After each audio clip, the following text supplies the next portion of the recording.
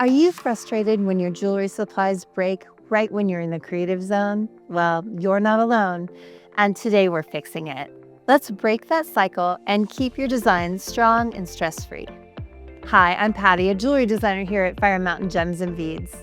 Get ready because I'm going to share with you 8 game-changing tips that will save your projects and your sanity.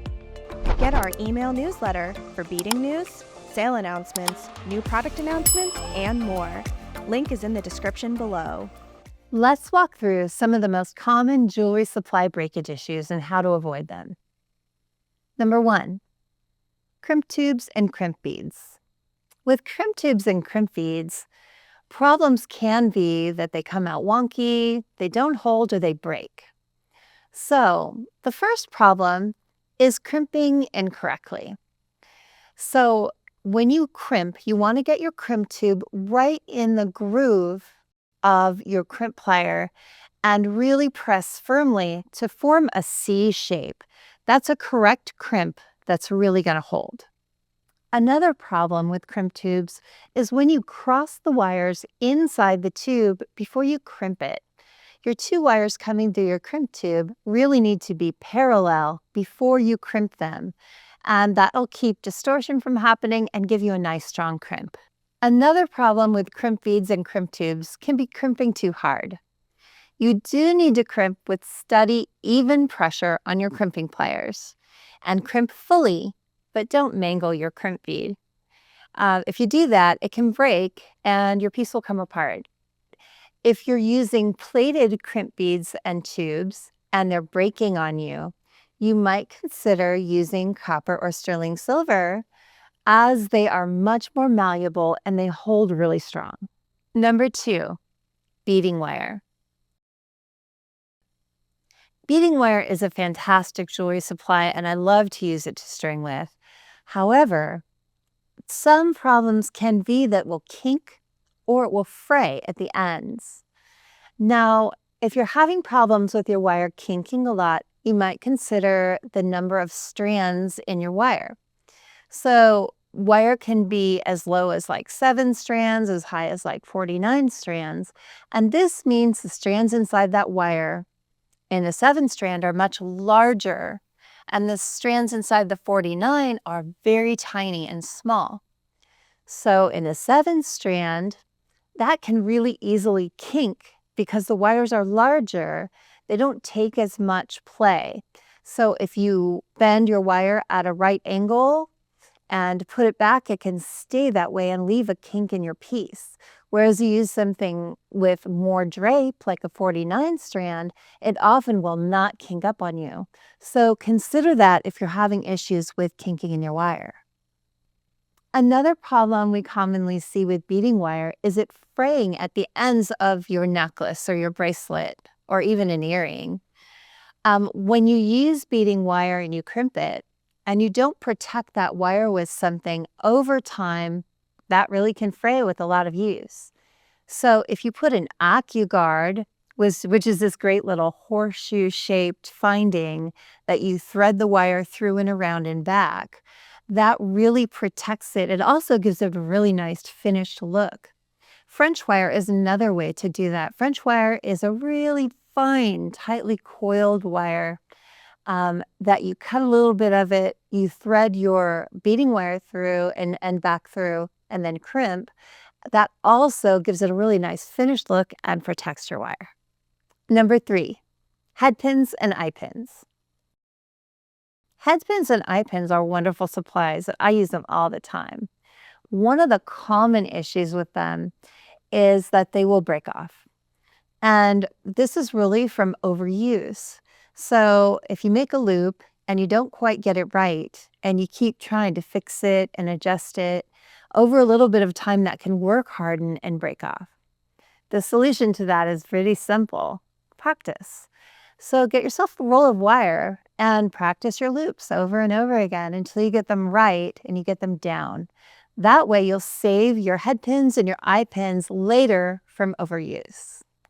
Another common problem with head pins and eye pins is when you're using plated or base metal head pins and eye pins. They are a little more brittle and can take just a little less manipulation than say, a sterling silver eye pen. So go easy on those. Make sure you practice, practice, practice. It's the same solution as the first one. Another issue we see sometimes with head pins and eye pens is the loop breaking off because you've bent too close to the bead. So if you really don't leave any space at all and bend right against the bead and are really kind of sharp with it, that can break off. Leave yourself a little 1/2 millimeter or 1 millimeter space between your loop and your bead.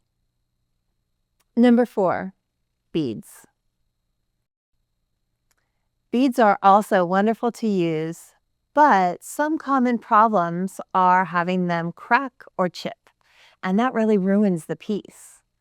So one problem that creates cracking and chipping is using too large of a needle or too large of a thread or a combination of both when you're going through the bead. That creates extra pressure and can, from the inside out, crack that bead. So just use a smaller needle, smaller thread, or combination of both. Another common cause of beads cracking or chipping is using really heavy pressure when you're stringing. So when you're stringing gemstone beads, just use a gentle hand. You don't need to use that much pressure. You do want to take up slack and make sure that they're nice and snug, but just be gentle about it. Another cause of cracking or chipping in your beads is actually putting the jaws of your plier around the bead and pressing down. You really want to make sure that you're never putting pressure on the bead with the metal. If you need to put pressure on the bead, consider some nylon jaw pliers, use your hands, use another method, but don't push your pliers down on a gemstone bead. Another problem is soft gemstone beads like fluorite, selenite, apatite, opal. They can crack really easily. They're very soft and they don't hold up to a lot of wear. So put those in places where they're not going to receive a lot of wear. So instead of putting them in a bracelet, put them in a pair of earrings. Put them on the dangle on a pendant. That is a much safer place to put a soft stone. Number 5, thread. It's so frustrating when your thread snaps or frays when you're doing a project. One of the common problems is the thread kind of rubbing up against a rough bead hole. And the solutions to that can be waxing your thread first, actually. That's such a simple thing to do, is just run your thread over some beeswax. That strengthens it, and it also makes it slicker to slide past those rough edges. Another solution there is to use what's called a buffer bead at the end of your necklace. Say you're stringing bicones. Bicones can be pretty rough on the edges. Put a bead at the end where your thread is actually going to come out of the bead and around and back through and be crimped, that has a soft edge and just gives it that little extra surety that your thread will not break. Another common problem with thread snapping or fraying is using old or dry thread. Really take your thread out, especially if it's been sitting for a little while. Test it first. Pull on it, snap it a little bit, and make sure it just doesn't immediately snap. If it does, throw that thread away and start over. Another common problem with thread is using excessive tension when you weave. So when you're weaving your thread, when you finish a part, pull it nice and taut, get rid of all the excess slack, but then wiggle the piece a little bit to bring back in a little flexibility. That extra flexibility will keep your thread from snapping later. Number 6, prongs and settings. When you're setting a stone, when you use too much manipulation on the prong going back and forth, that can work hard in that prong and make it snap off. A great solution to that is to use an actual bezel pusher. It's a wonderful tool that you just roll against the prong and roll it in. Using that in lieu of, say, pliers is really more gentle on the prong and will give you a better result in the end. Number 7, jump rings. Jump rings are a really important part of jewelry, but some of the problems with those can be that they become weak or they break. So let's look at why. One of the problems with jump rings is not closing it correctly. There's a pretty specific way to open and close a jump ring so it successfully closes and holds your piece. So when you open a jump ring, you open it sideways, add your piece, and then close it back up again. When you close it, if you make sure those tips overlap just slightly, so you have to force it closed, you're going to get a really nice tight joint there. Another problem is not choosing the correct gauge for your jump rings. So the larger you go up in size for your jump ring, say from 4 to 5 to 6 to 7 millimeters, the larger your gauge usually should be to keep that strong.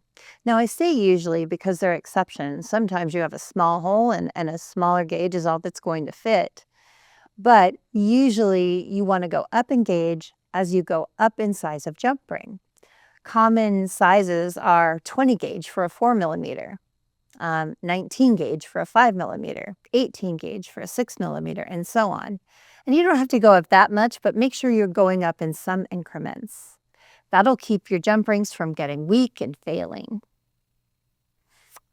Other ways to use jump rings more effectively to really keep your piece strong are to double jump it. You can use 2 jump rings of a smaller gauge together, and it will be much stronger because it's very hard for the same opening to come to the same spot for your piece to come through. It's much more secure.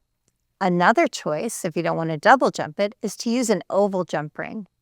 Oval jump rings are great for stress points, like the ends of bracelets and the ends of necklaces, because when you pull on those and stress those, the stress is going to the ends of the oval where the seam is not. The seam is in the middle, so they tend to be a lot more secure.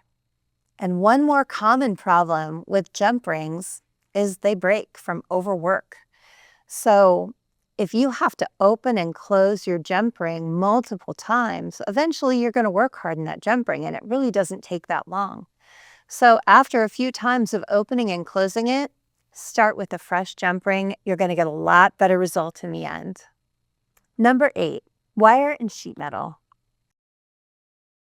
Wire and sheet metal are wonderful to work with, but one problem is too much manipulation.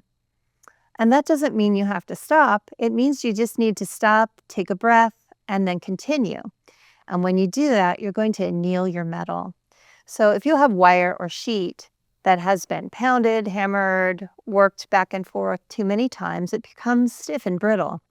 To keep that from breaking or to keep being able to manipulate that, you need to anneal your metal. That's a process of using a torch, heating it to a certain degree, letting it cool back down. And then you put that in a pickle bath, which is a wonderful, simple little thing. It's a little crock pot with dry acid compound and water. And that takes the black slag off from firing it. And so you can continue to work it. It'll be nice and buttery soft, and you can just keep going, and you can anneal it as many times as you need to throughout your process.